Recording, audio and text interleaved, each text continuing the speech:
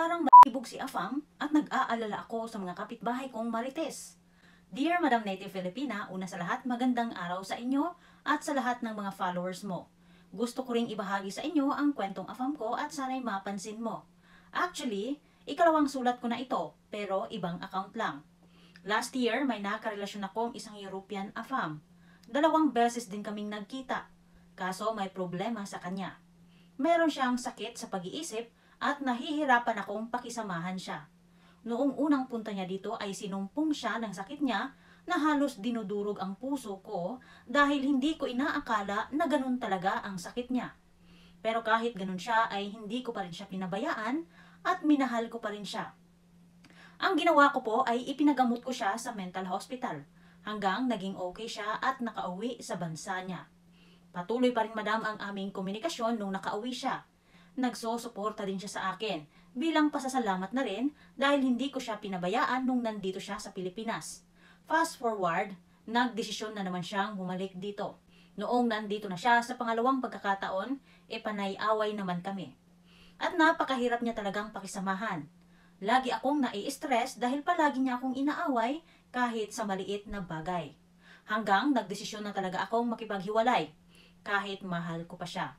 Fast forward, umuwi na naman siya sa bansa niya at doon ko na tinapos ang aming komunikasyon. Dahil sa tuwing nagchat-chat siya ay hindi na ako nagre-reply. Hanggang may nakilala na naman akong isang Afam na taga South America. Mga 1 buwan pa lang kaming nagkakilala pero nag-decide na kaagad na pumunta dito this coming February 2025. Ang problema ko madam ay parang malibog siya at kinakabahan ako. Malaking tao pa naman siya. Nasa 61 na ang edad niya pero healthy. Kasi walang bisyo, hindi naninigarilyo at nagiinom. Kaya mukha pa siyang bata sa edad niyang 60 plus.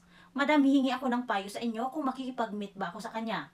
Ang ipinag-aalala ko din kasi ay ang mga kapitbahay kong marites dahil wala pang 1 taon nung umuwi ang Afam ko. At ngayon, iba na naman.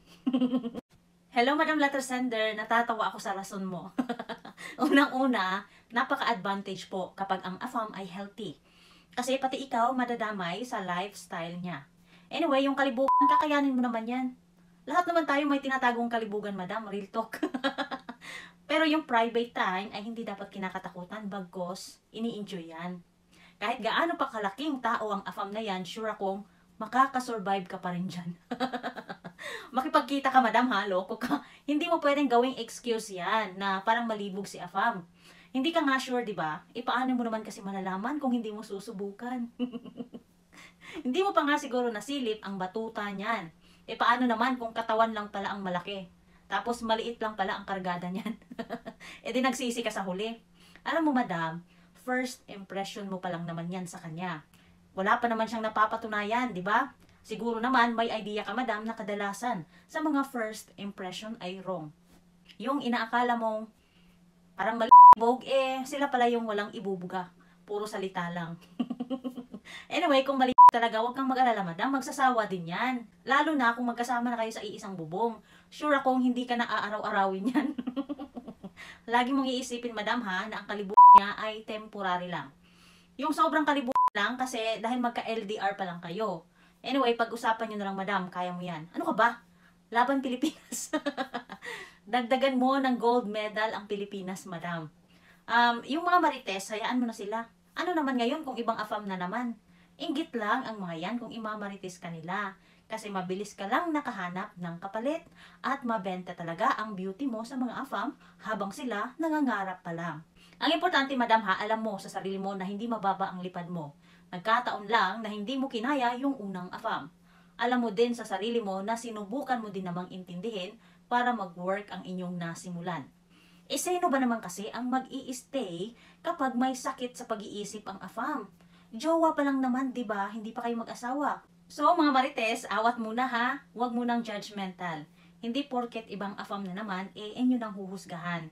Tahimik lang muna dahil hindi lahat ng pagkakataon, yung unang ka-meet up na Afam ay successful kaagad-agad.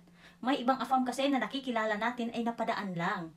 Also, mayroon ding mga rason ng hiwalayan between a Pinay and an Afam na hindi nyo na kailangang malaman. Makisaya na lang kayo sa kapitbahay nyong nagka-Afam kapag may handaan. Suportahan nyo na lang. Anyway, mga madam, itong asawa kong afam, hindi rin naman ito ang unang afam na na-meet ko. Okay? So, be open-minded. Ganun lang talaga.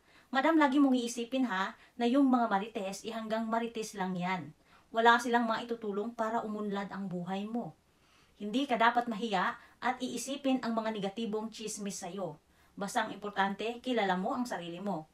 Anyway, shout out pala sa mga dati kong kakilala at kapitbahay na minamarites ako. Alam kong nililibak nyo ako, pero it's okay. Napatawad ko na kayo.